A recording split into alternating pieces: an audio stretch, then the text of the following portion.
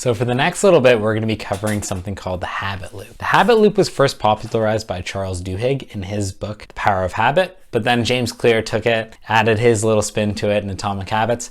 I actually prefer Charles Duhigg's version, so that's the version that we're going to be going over together. So the habit loop is the deconstruction of a habit. And if you can master each of these 4 steps and alter them in a way that serves you, you can build any habit that you desire.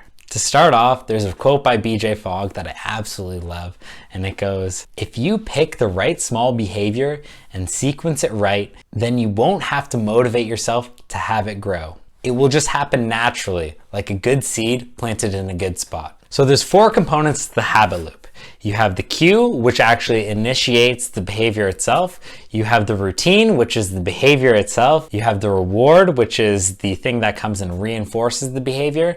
And then you have the craving, which is the overall driving purpose and reason for why you are engaging in any given habit. Our objective is to make the cue as obvious as possible, the routine as simple as possible, the reward as satisfying as possible, and the craving as compelling as possible. When you're first choosing a habit, mental energy and mental effort is very high, but as it becomes more ingrained in your life, it becomes easier and easier to actually carry out the habit. Something that's really important to keep in mind here is that if we're looking to create sustained change over the span of our entire lives, we often should start with a habit that is much smaller than you would anticipate. In the long run, it's better to be drifting in the right direction than sprinting in the wrong direction. If you're able to hold on to a small habit for a long period of time and then expand it from there, that's going to be way better than starting with a big habit and then relapsing and then start sprinting in the wrong direction. We always want to be moving in the right direction with our habits.